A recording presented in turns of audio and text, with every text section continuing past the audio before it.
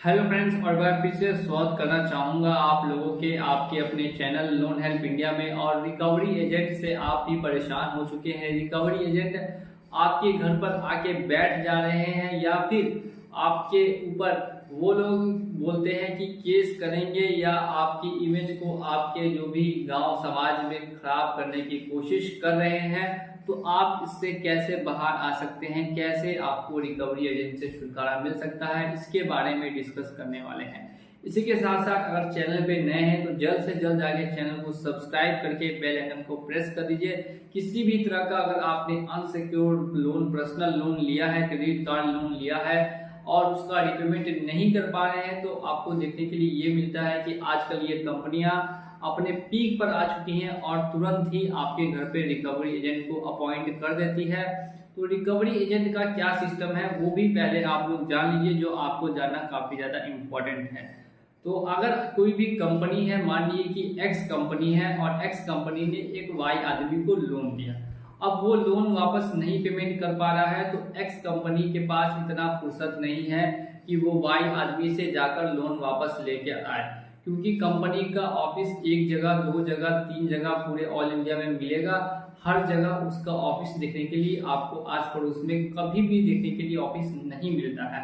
काफी कम समय या काफी कम जगह ही इनका ऑफिस रहता है, ये बात आपको पता होनी चाहिए। तो अब यहाँ पर लोन रिकवरी के लिए एक्स क्या करेगी, जो एक्स कंपनी है वो किसी जेड आदमी को पकड़ेगी, किसी तीसरे आदमी को पकड़ेगी जो आपके आसपास रहता हो।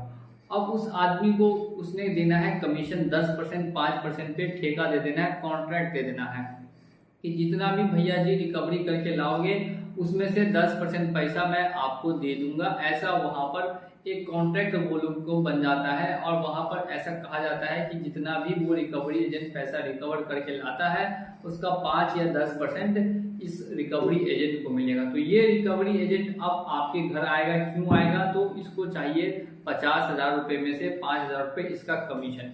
तो 5,000 रुपए कमीशन कमाने के लिए ये आपके घर पर आएगा और आपसे लोन लेने के लिए जबरदस्ती करेगा, जो कि गैर कानूनी है और साथ ही साथ में इनलीगल है। आपके साथ गाली गलौज भी कर सकता है, आपको धमकी दे सकता है पुलिस केस करने की।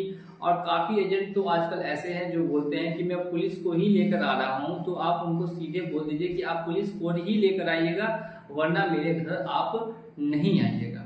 अब यहाँ पर रिकवरी एजेंट भी ये जानता है कि अगर इसको पैसा कमाना है तो सामने वाले की इमेज को खराब करना होगा, तभी इसको वापस इसका पैसा मिल सकता है या फिर ये पैसा कमा सकता है। तो ये पैसा कमाने के लिए क्या करेगा, तो आपकी इमेज को खराब करने की कोशिश करेगा। लेकिन ऐसे केस में आपके पास हाथ पे हाथ रख के नहीं बैठना है।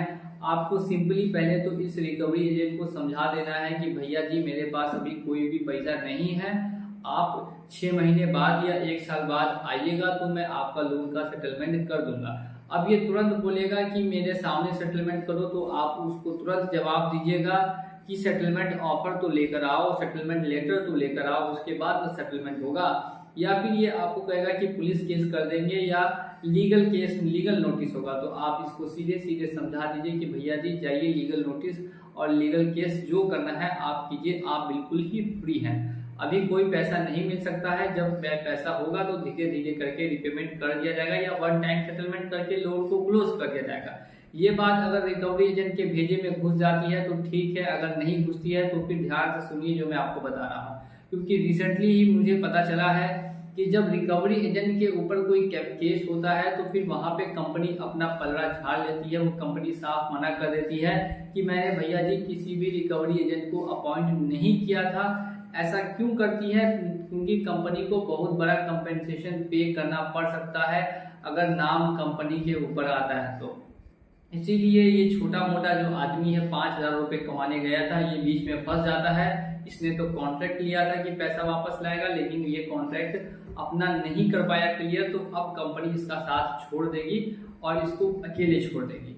अब यहाँ पर ये पड़ जाएगा अकेले। अब आपको क्या करना है कि इसके ही ऊपर दोस्तों लीगल एक्शन ले लेना है और इसी को फंसाना है कि भैया जी ये मेरे साथ जबरदस्ती करके मुझसे लोन का रिपेमेंट करने के लिए बोल रहा है, जबकि मेरी फाइनेंशियल कंडीशन अभी सही नहीं है और इसके खिलाफ आपको चाहिए होगा प्रूफ। सबसे पहले तो जैसे ही कोई भी रिकवरी एजेंट आपके घर पर आए तो आप उसका नाम, उसके फादर्स का नेम और साथ साथ में उसका फुल एड्रेस और वो कहाँ से आया है, वो उसका विजिटिंग लेटर, ये सभी चीज उससे डिमांड करें। और इसके बाद आपको चाहिए कोर्ट का ऑर्डर, क्योंकि सिर्फ और सिर्फ जैसा कि मैंने हमेशा हर वीडियो में कहा है कि सिर्फ कोर्ट ही एक ऐसी अथॉरिटी है जो कि किसी को भी रिकवरी के लिए अपॉइंट कर सकती है। जब वहां से ऑर्डर मिलेगा तभी किसी चीज को सीज किया जाता है या किसी चीज से रिकवरी की जाती है।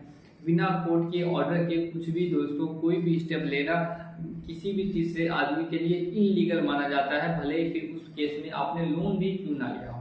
अब यहाँ पर ऐसी बात है, तो अगर ये आदमी आपसे जबरदस्ती करता है तो आप इसका एक वीडियो रिकॉर्ड कर लीजिए, छोटा सा वीडियो रिकॉर्ड कर लीजिए जिसमें कि पता चले कि ये सामने वाला आदमी गिल्टी है।